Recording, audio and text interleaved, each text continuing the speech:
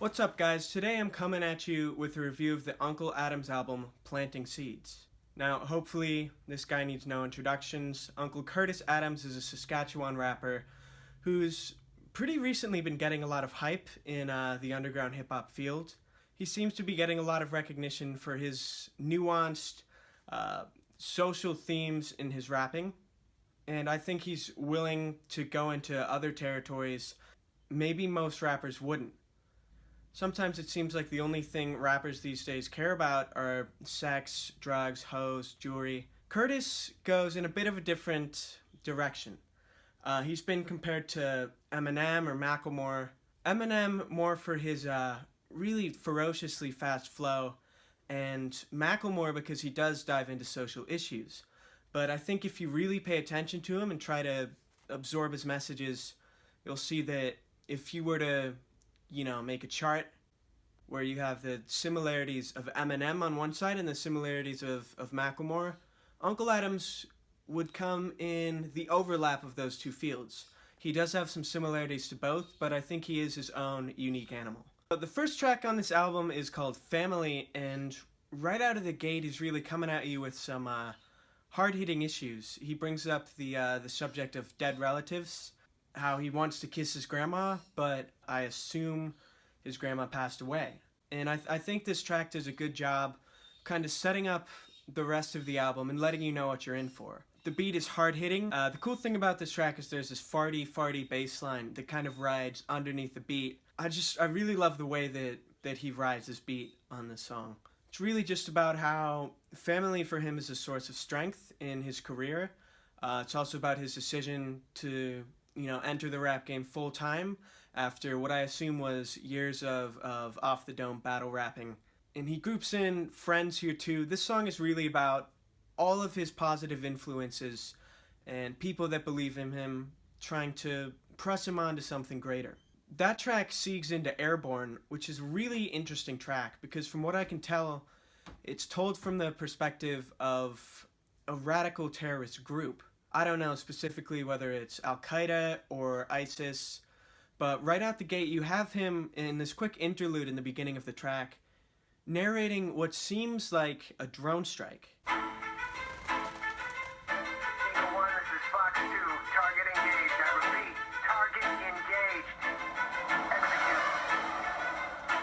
Where he kind of acts like he's about to initiate the drone strike, saying target engaged, execute. And I kind of view execute as it could be both the drone deploying the bomb, or he might be referring to maybe the beheading of journalists, or just general radical themes in terrorism. And this song really tries to get into the mindset of what it would be like being in a terrorist group. Saying how he's out for the cause, he's all in, he's ready to sacrifice himself if he needs to, if it means that he's part of something greater. We've got some really subtle wordplay when he says he's dying to win. It could just mean he really wants to persevere and he's serious about his career. On the other hand, you could take it in a literal way, as in he might be ready to participate in a suicide bombing. I also like how he says his wingspan spreads across the sky, which seems to allude back to the 9/11 terrorist attacks. Again, this is just my opinion on the song. I could be completely wrong, I could be pretty far off, but you gotta kind of take what Unkle Adams is saying to its full potential, because you know that as a rapper, he's not afraid to go into territory where maybe other rappers would kind of shy away from it. Next up on the track list, you get Unkle Adams' smash hit The 90s. If you listen to a lot of hip-hop or albums in general, you know that a lot of times artists put their most marketable single as the third track on an album, and I think that's exactly what Curtis has done here. Kurt just comes in with his playful flow, his immaculate wordplay, saying how he's really a child of another time. I think his ideology is more of a 90s mindset, and it's really kind of like a mission statement for Curtis. And I feel like this track is, in a way, kind of an argument against a lot of the technology that we currently have. You might know Curtis is a counter-bully. He's given several presentations on bullying. You get some of that coming through in this track. His experience with cyberbullying, just being online. And I love really, really clever production on this when he's talking about he had big computers with dial-up modems. And if you listen closely in the very background, you can hear the sound of a dial-up modem.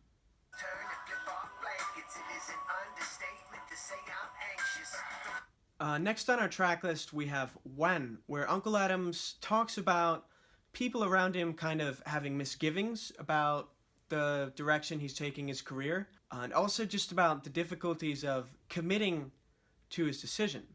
And throughout the track, I think he's both dealing with themes of inspiration and opportunity, and talking about where he really draws that from, but it's also a bit of a warning. You know, tensions are high for him. Maybe he doesn't know exactly what direction he's going, and there's a chance that he's about to snap.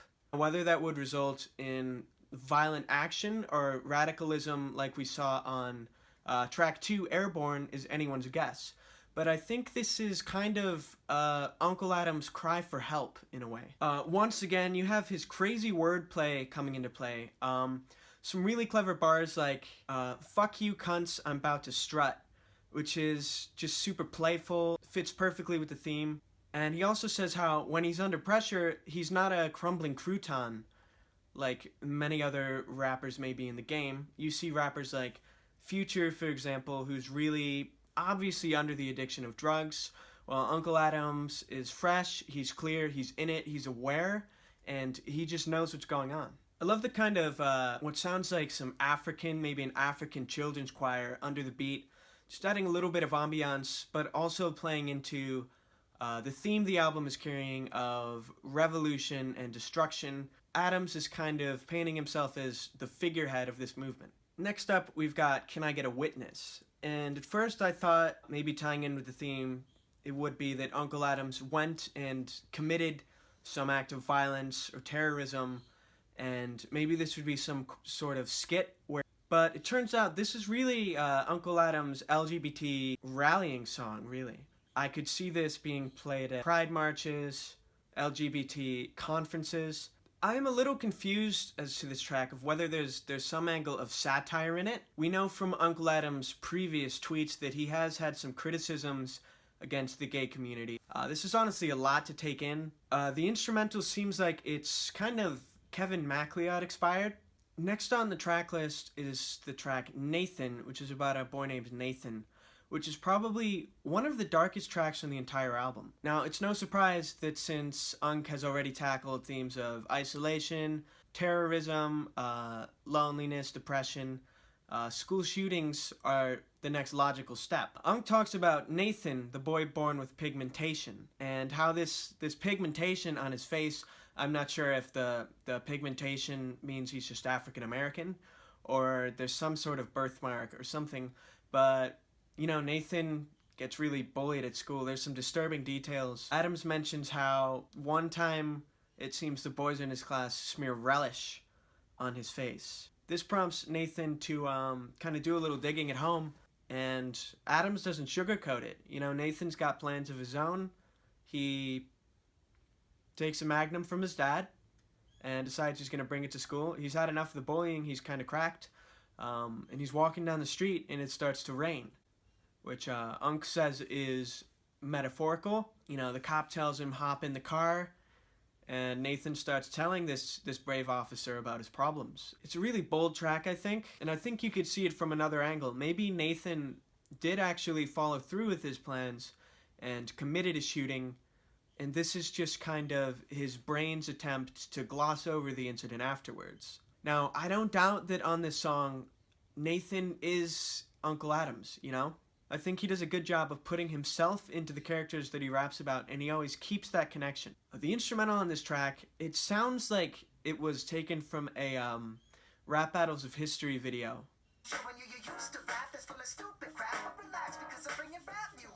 Next up we have Bop Yo Head, where the album kind of takes an unexpected pivot into territory that's more dancehall. It's definitely a danceable beat that he uses in this track. I wouldn't say this song is complete filler, but it does seem like it could be eliminated from the track list. The chorus of this track is really clever. Essentially, Unk is saying, Bop Yo Head, Bop Yo Head, Bop Yo Head, Bop Yo Head. And he's got these cool little ad-libs kind of after that where you can just hear him saying, do it! I don't know who actually features on the song. It doesn't sound like Unc saying Bop Yo Head. But this is just a cool little club banger that you could probably, you just put it on when your friends come over and chill. I can't help but think this track might be alluding to the 5th track on the album, Can I Get a Witness? Where Bop Yo Head kind of references maybe the act of oral sex between two LGBT lovers, where if you were engaged in an activity, you would be bopping your head up and down. In which case, it's really daring for Unc to be this blatant about something which for some people might be kind of a topic of controversy. But it's like, I think maybe this track is kind of like a gay anthem that's still a little in the closet. Like the song itself might be a little uncomfortable with coming out. Next up on the track list, we have Money Game. Now, if you're thinking of an average rapper, you would expect this song to be about the excesses of fame and be full of materialistic themes. But this is kind of a rebuke from Unc Daddy. I think he's saying that he's not going to be hypnotized by this money. He knows that there are other things in life than sex, drugs, hoes, and jewelry, and he's willing to talk about them even if maybe it alienates some of his listeners. He just talks about how money has had a pretty wide history in some topics that might make people uncomfortable, such as the slave trade. And I think really what he's saying in this track is, you might be laughing at him now, but one day he's going to have slaves of his own. But once again, he's kind of pushing himself away from rappers that are completely materialist. And he's simultaneously saying at once that he doesn't care about material things, and that one day he's going to get those material things, just you wait. And I think that the contrast that makes, and the contradiction in the track, is the beat. I gotta look up the production, but I think it's Kevin MacLeod again at the horn. And once again, it just goes to show how good Unc is at turning duty-free stock music into... So next we have Drama Free. You guys might have seen a music video for this song. It's really a continuation of the kind of accusatory bangers that Unc is putting out that seem to be directed at some of the biggest names in the rap game. I can see some pointed barbs in here to Kendrick, J. Cole, Kanye, basically, the level that while you're watching this video. I love the lines, I don't smoke dope, drink dope, fuck, so what? It's kind of saying that Unc has chosen chastity. And then it seems like the third act of the track, Unc gets super personal and maybe recounts a story from his own life, or what I would think is the lives of many Saskatchewan natives, where he's got these baby mamas and these dads that just want to see their kids. But as he says verbatim in the song, they drop their kids at daycare just so they can get a buzz. I think the slut-shaming plays really well into the overall theme of the album. And I think it fits in a song that's called Drama Free. The third act is a description of some drama. Now, I don't want to get too into Unc's personal life because it is, after all, personal to him. But I think this is where maybe the women in his life have done him so wrong that spouses are kind of the next logical step for him, if he can't. And make sure to check out Unc's videos on his channel about how to overcome marijuana addiction as well. Luckily, the next song, Good News, is a lot lighter in tone than the previous tracks, which have been pretty dark. Basically, on the song, Unc is saying that you just gotta keep looking up, even when you're in a situation where you're always looking down on things. He mentions a CEO who's been fired from his job, and also someone battling breast cancer who goes on to win the lottery, which is a clever nod to his single Original, and I really like the placement of this song in the album. You've got these dark themes going in of Unc's psyche, kind of where he is right now, which seems like a pretty dark place. And this track is kind of like the come-up to his downward spiral. Unfortunately, on the next track, Problems, we see that he's returned to what is a very fragile emotional state. He mentions losing sleep, panic attacks, worrying, and kind of a gentle hoping towards something better. He talks about hoping to win the lottery, which actually goes back... It's kind of a clever nod to a single he said before, Original, of course, where he mentions the lines, I mold young minds similar to pottery. In this track, he kind of discusses how his genius and his knack for wordplay and the complex thought that goes into that is also kind of a curse, in how things that might not bother over people, he analyzes to the point where he panics about them. In the song, he also mentions how his credit cards are maxed out, so it sounds like he's in a significant amount of financial trouble as well, adding to this overall stress. You know, I think so many times Unc is so focused on helping all of us and being a force in our lives that sometimes maybe he doesn't think of himself as much. And this song is kind of, you know, him feeling some self-sympathy and discussing his problems, and I think he does a beautiful job of it. So to finish, we've got The Crown and the Scepter, which really wraps things to a perfect close. He's coming for some of these rappers who are living in a moral lifestyle, a clever allusion to the Crusades, where I would imagine that a Christian pope during that time would have a crown and a scepter. So for Unc to say he's coming to get the crown and the scepter, he could be hinting at establishing some kind of caliphate,